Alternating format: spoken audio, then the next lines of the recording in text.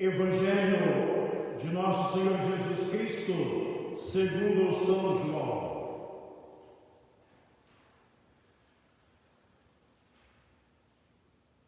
Aquele que vem do alto está acima de todos. Quem é da terra, à terra pertence e da terra fala. Aquele que vem do céu dá testemunho do que viu e ouviu. Mas ninguém recebe o seu testemunho. Quem recebe o seu testemunho confirma que Deus é verdadeiro.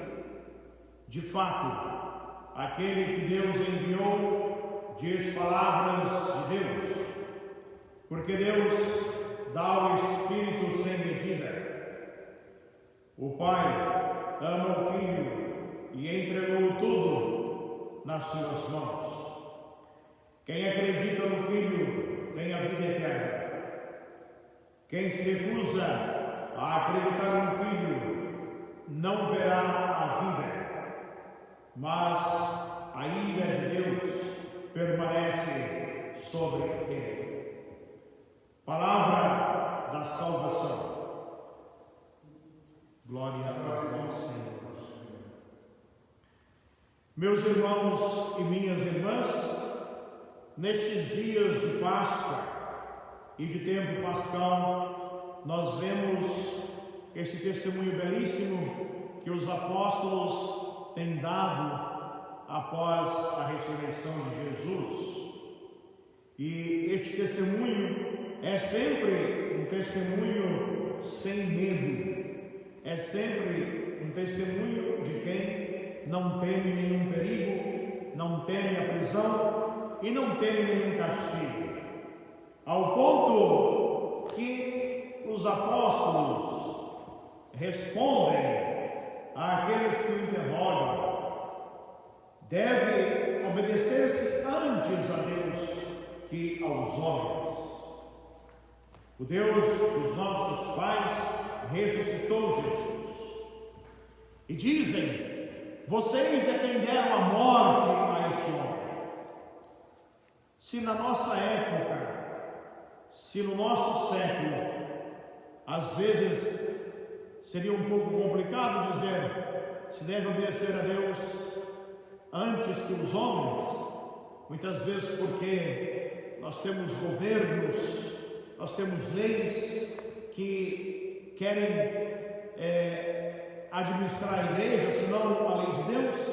Imagina no tempo dos apóstolos, onde era proibido ter uma outra religião ou seguir uma doutrina, a não ser aquela que fosse legalizada pelo império, a não ser aquela que fosse a religião do governador na época, a não ser aquela religião que fosse a religião que eles consideravam a melhor. Ou seja, pregar Jesus ou dizer que Jesus é Filho de Deus ou manifestar o seu culto a Jesus, naquela época era arriscado, era muito mais arriscado do que seria hoje. No entanto, os apóstolos não têm medo, porque para eles é mais importante pregar aquela lei, obedecer aquela lei que liberta a alma, o espírito da condenação, do que simplesmente seguir uma lei que poderia, naquele momento, matar somente o porco, como a lei hoje se pode somente matar o porco. Ou seja, os discípulos de Jesus estão querendo que haja a liberdade para que eles possam pregar o Evangelho, para que eles possam pregar o nome de Jesus, para que eles possam, de fato, anunciar o arrependimento e o perdão dos pecados por causa do sangue de Jesus. Porque é o Espírito Santo que os dirige, é o Espírito Santo que, embora ainda aqui neste momento, não é? Da liturgia não tenha sido em está ali a conduzir aqueles trabalhos, digamos assim, de pregação do Evangelho e de propagação da mensagem. Então fica aqui, é sempre melhor obedecer a Deus, é sempre melhor obedecer à justiça de Deus, é sempre melhor obedecer aquilo que Deus tem na sua palavra como reto e justo, do que obedecer uma lei limitada, que seria a lei humana. Por isso que o Salmo fala, o pobre clama e Deus ouve, porque na verdade o pobre é aquele que se encontra desprotegido de qualquer coisa. Não é somente o pobre materialmente, mas também o pobre é aquele quem ele não tem a quem recorrer. É aquele que não tem a quem clamar. Por isso que o recurso do pobre, o último recurso, é o Senhor. E isso é falar daquilo que Jesus diz no Evangelho. É falar das coisas do alto. É falar das coisas de cima. É falar das coisas do céu. Porque foi exatamente para falar das coisas do alto que Jesus veio. O Evangelho, embora hoje seja somente um trecho que diz que aquele que vem do alto está acima de todos, não é, e quem é da terra pertence à terra, é somente um trecho para reafirmar aquilo já que nós encontramos no primeiro capítulo do Evangelho de São João, que diz, não é? No princípio era o verbo estava em Deus e o verbo se encarnou e habitou entre nós. Ou seja, estava em Deus, o verbo estava no alto, estava com Deus, ele veio de Deus, se encarnou. Por isso que Jesus fala, aquele que vem do alto. Várias vezes no Evangelho, Jesus vai falar sobre esta questão de vir do alto, como por exemplo, quando há uma disputa com os judeus, e ele fala, somente quem veio de Deus é que conhece a Deus, somente quem veio de Deus é que falou com Deus. Então ele está reafirmando aqui a sua divindade, a sua união com Deus. Ele está reafirmando aqui a sua comunhão com Deus. Por isso que ele fala, aquele que acredita no Filho, aquele que acredita que o Filho tem a vida eterna, não é?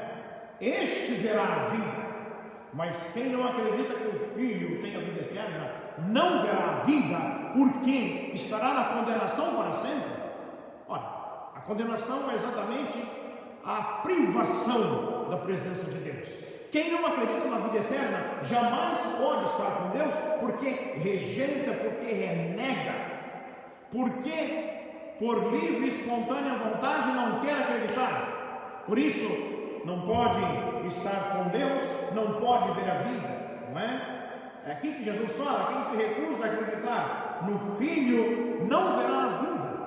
É o tal julgamento que nós trazemos para nós mesmos, é o tal julgamento que outros trazem para si mesmos, quando renegam o nome do Senhor, quando renegam a verdade que está em Jesus.